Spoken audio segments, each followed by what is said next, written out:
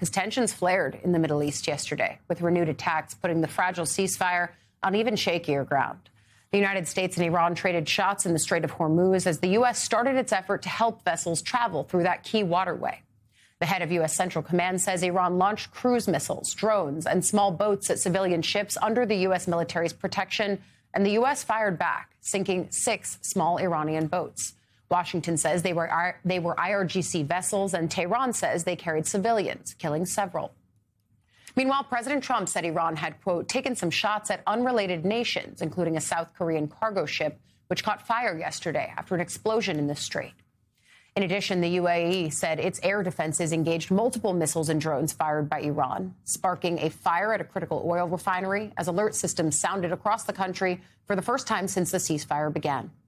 2 Emirati government officials tell MS Now the UAE is, quote, preparing a severe retaliatory response against Iran, which has not commented officially on the attacks. As this truce is being tested this morning, both sides are speaking out. President Trump warned Iran its forces would be, quote, blown off the face of the earth if they attempt to target U.S. ships in the strait.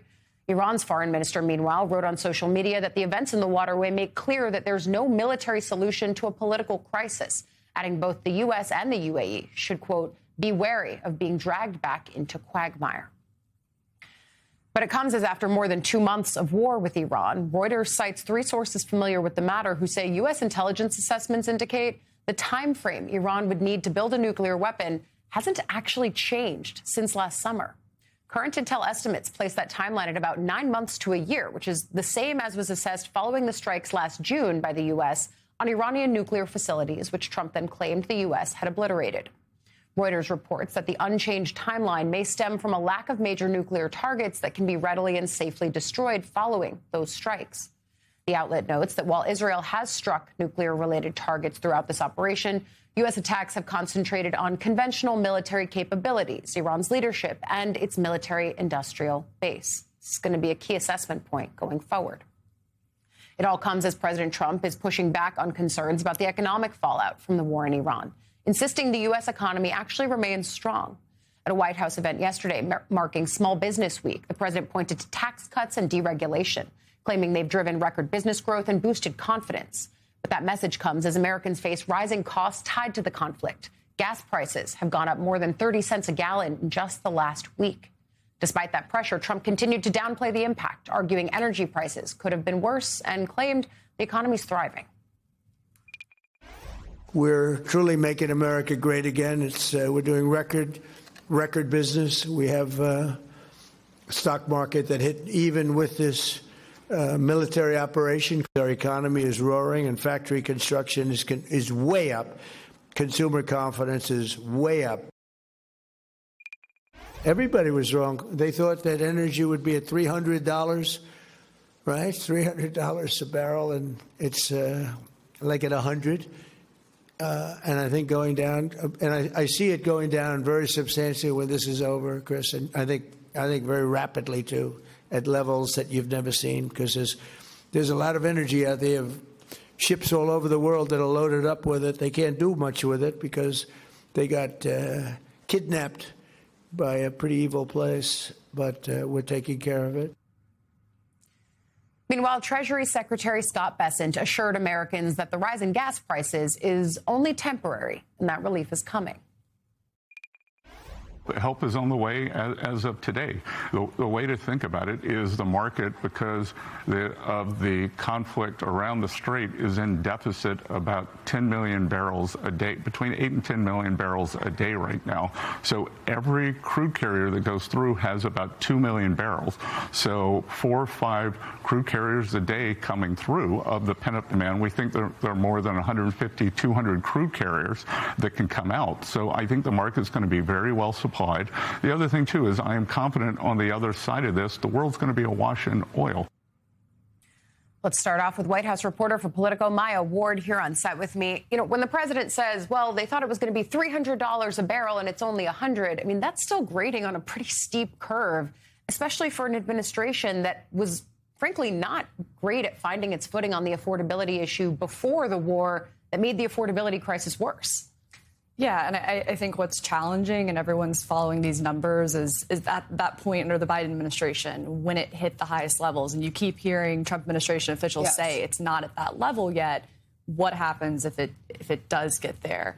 And I think what is so challenging right now, I mean, for months, I mean, I'm thinking back to reporting I was doing in the fall, talking with White House officials and other Republicans who were gearing up for midterms. And they were talking about this time of year, what the president is doing right now, and how everyone is going to be feeling this economic relief. The president was going to be able to talk about the one big, beautiful bill and the tax cuts, and it was going to come at the perfect time before midterms for Republicans to tout. Now we're in the situation where we're talking about high gas prices. People are not feeling relief, with housing at the grocery store. So it's, they are still pushing this message. I was just at the White House last week, and, they're trying to do both. They're talking about the things like the tax cuts that the president wants to be talking about. But at the same time, all of the questions they are fielding, they're also having to address the gas prices. And Kevin Hassett last week was saying, this is similar to what Bessent was, that relief is coming. The question is, when is that actually going to be? And is it going to come in enough time at this point? Exactly, because in theory, this should be the time of year that Republicans feel the best about the platform that they are putting before voters. The whole point was we made permanent the Trump-Pence tax cuts from 2017. We are doing economic growth and stimulation. This is tax refund season. People should actually be feeling good about the theoretically larger tax refunds that they got from that bill. And instead, if they got it, it's going towards higher prices at the pump, higher prices at the grocery store.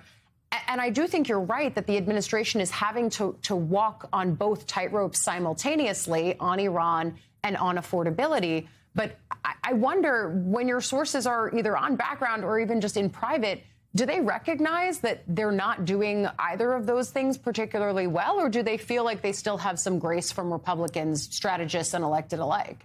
Republicans I'm talking to are freaking out. I mean, we know there's, of course, a lot of concerns about the House. I mean, we wrote a couple weeks ago as well that some of those concerns are now, have to do with the Senate and some seats there. And so, my colleagues wrote this piece yesterday, and I've heard some of the same from Republicans, that it's time to go negative on Democrats. Like, let's just hit the opposition as hard as we can. Oh, were we not there already? Right. And, it comes from, this is not a new playbook. It comes from that fear that, I was just talking about, and this concern about the message not working and about the president's popularity rating being low. And so now the solution is, okay, let's drill down on this message. Republican pollsters still believe that Republicans are more popular on the issues broadly when you're comparing to Democrats. So let's keep it there. Let's keep the conversation there and try to drive that through November. Does ending the war in the next few weeks fix this? Because when I talk with Republicans, they say, a lot of time between now and November, and as much as we'd love to have a perfect messaging apparatus right now,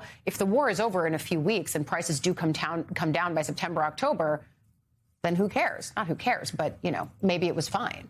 Yeah, I think right now, with the Republicans I've talked to, and I was talking about those concerns about the Senate just a couple of weeks ago. The longer this drags out, the greater those concerns get. The message folks were giving me then for that piece was, okay, if we can get this resolved, maybe we have a better chance, and that gives us some more time.